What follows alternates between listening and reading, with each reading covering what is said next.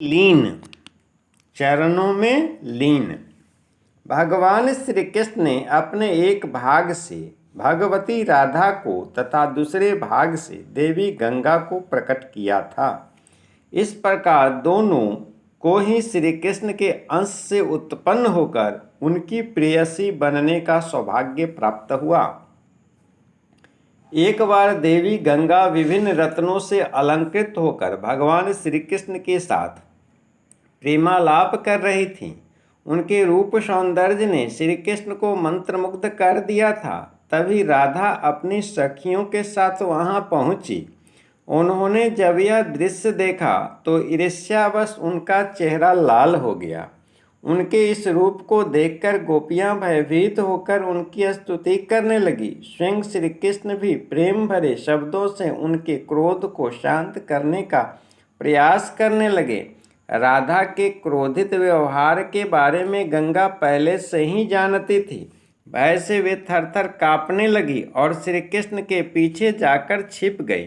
यह देखकर राधा श्री कृष्ण को संबोधित करके बोली, भगवान, आपके साथ सुशोभित यह सुंदर युवती कौन है? इसके रूप सौंदर्य ने आपको भी मोहित सा कर दिया है। आपको स्वयं की कोई सुध बुध नहीं रही। इसने मेरी उपस्थिति में आपके साथ प्रेमालाप करने का दुस्साहस किया है। इसके लिए मैं इसे कदापि क्षमा नहीं कर सकती। यह कहकर वे गंगा की ओर पलटी। योग विद्या में निपुण होने के कारण गंगा उनके मनोभावों को जान गई। उन्होंने उसी समय जल का रूप धारण कर लिया, परंतु राधा उन्हें दंडित करने का निश्चय कर चुकी थी।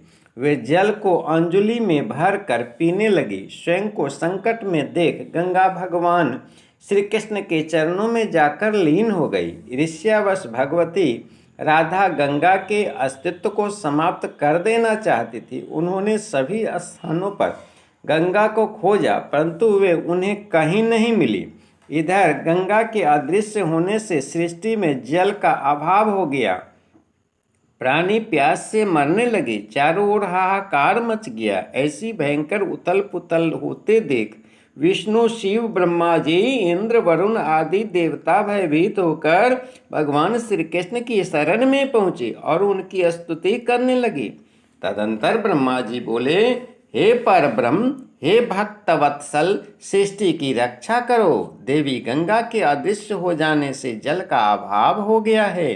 प्राणी काल का ग्रास बन रहे हैं। जलचरों का अस्तित्व समाप्त हो रहा है। ऐसे तो संपूर्ण सृष्टि ही नष्ट हो जाएगी। प्रभु, अब आप ही इस जगत का उद्धार कर सकते हैं।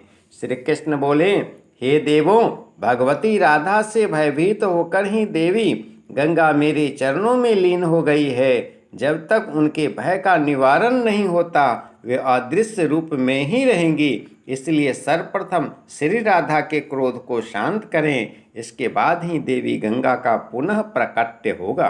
तब ब्रह्मा जी तथा अन्य देवताओं ने विभिन्न मंत्रों एवं स्तोत्रों द्वारा भगवती राधा की आराधना की। उनकी भक्ति से प्रसन्न होकर श्री राधा ने देवी गंगा को क्षमा कर दिया। देखते ही देखते श्री कृष्ण के अंगूठे के अग्रभाग से जल की धारा फूट पड़ी। प्रकट होकर देवी गंगा ने भगवती राधा की स्तुति की और उनकी कृपा दृष्टि प्राप्त कर ब्रह्मा जी के साथ वैकुंठ लोक लौट गई। ब्रह्मा जी ने श्री विष्णु को गंगा से विवाह करने का परामर्श दिया। भगवान विष्णु ने उन्हें पत्नी रूप में स्वीकार कर लिया। इस प्रकार देवी गंगा भगवान विष्णु के साथ शोभायमान हो गई। श्री विष्णु के चरणों में स्थान पाने के कारण वे विष्णुपदी के नाम से भी विख्यात हुई। धन्यवाद।